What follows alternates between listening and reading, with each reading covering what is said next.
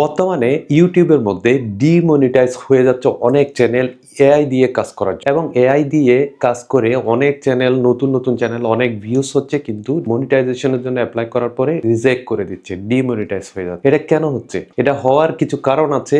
সেই কারণগুলো যদি আপনি আইডেন্টিফাই না করতে পারেন, তাহলে আপনার চ্যানেল আপনি কখনোই মনিটাইজ করতে পারবেন না। এআই দিয়ে আপনি কাজ করে অনেক ভালো চ্যানেল তৈরি করতে পারেন, অনেক গ্রোথ করতে পারেন, কিন্তু সেই চ্যানেলের মনিটাইজেশন ধরে রাখা অথবা নতুন চ্যানেলে মনিটাইজেশন নিয়ে আসা, এটা একটু ডিফিকাল্ট ব্যাপার। এটা বুঝতে হবে আপনাকে, কারণ এখন অনেক চ্যানেল, আমার একটা channel AI channel, reuse content এসে আমাকে রিজেক্ট করে দেয়, মানে ডিমনিটাইজ করে দেয়। ওখানে কিছু ডলার জমা হয়, কিন্তু তারপর রিজেক্ট করে ডিমনিটাইজ হয়ে যায়। ওখানে ইস্যু আছে হচ্ছে রিইউজ কন্টেন্ট। এই ধরনের রিইউজ কন্টেন্ট এসে যদি আপনার চ্যানেল ডিমনিটাইজ হয়ে যায়, তাহলে আপনি কিন্তু আপনার স্বপ্নটা ভেঙে যাচ্ছে। অনেকদিন পরিশ্রমের পরে আপনার চ্যানেলটা ডিমনিটাইজ হয়ে যাচ্ছে। এআই দিয়ে যারা কাজ করে তারা কিছু জিনিস বুঝতে হয়। আজকের এই ভিডিওতে আমি পরিষ্কার বুঝিয়ে দেবো কি কি জিনিস আপনি ভুল না করলে কখনোই ডিমনিটাইজ হবে না, এবং আপনি নতুন চ্যানেল করলেও, আপনি মনিটাইজেশনের জন্য অ্যাপ্লাই করলেও আপনার কোনো ধরনের প্রবলেম হবে না। আমরা যে ভুলটা প্রথমে করি সেটা হচ্ছে, আমরা যখন ফর্ম লিখি কোনো কার্টুন ভিডিওর জন্য, কোনো স্টোরি ডকুমেন্টারি ভিডিওর জন্য যখন কার্টুন লিখি, আমরা যদি চ্যাটজিপিটি কে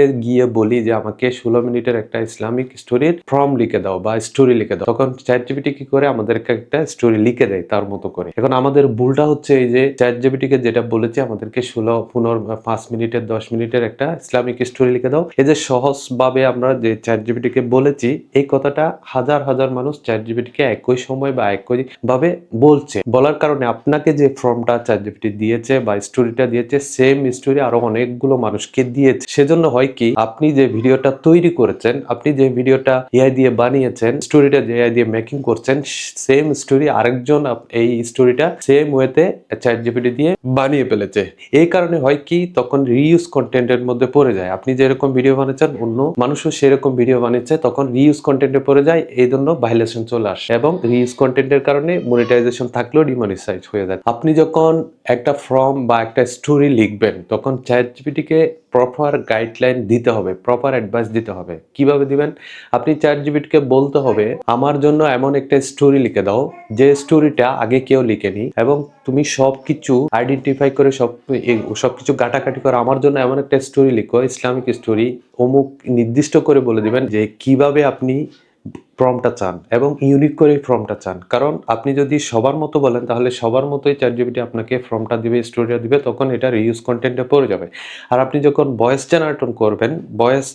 জেনারেট করবেন, তখন সেটাকেও আপনি ইউনিকভাবে করতে হবে, যাতে করে অন্যদের সাথে না মিলে। অন্যদের ফর্মটের সাথে, অন্যদের স্টোরির সাথে যদি আপনার স্টোরি মিলে যায়, তখন ইউটিউব আপনার রিউজ কন্টেন্টের ইস্যু দেখিয়ে আপনার ডিমনিটাইজ করে দেবে। এই জিনিসটা আপনাকে বুঝতে হবে। আর ভিডিও জেনারেশনের ক্ষেত্রেও সেম। আপনার স্ক্রিনটা দেখবেন, আপনার ভিডিও ফর্ম যেগুলো তৈরি করবেন, সেগুলোও কিন্তু আপনাকে প্রপারলি তৈরি করতে হবে, এবং এডিটিংয়ের ক্ষেত্রেও আপনাকে প্রপার নলেজ সেখানে দিতে হবে। আপনি শুধু জেনারেট করলেন, সেগুলো আপনি একটার সাথে একটা বসিয়ে আপনি এক্সপোর্ট করে ছেড়ে দিলেন, হবে না। আপনি প্রপার ভয়েসের সাথে, ভিডিওর সাথে প্রপার ম্যাচিং করে, যেই কথাগুলো ভয়েসে বলছে সেগুলোর সাথে ভিডিওটার মিল থাকতে হবে, মানে আপনার ক্রিয়েটিভিটি সেখানে থাকতে হবে।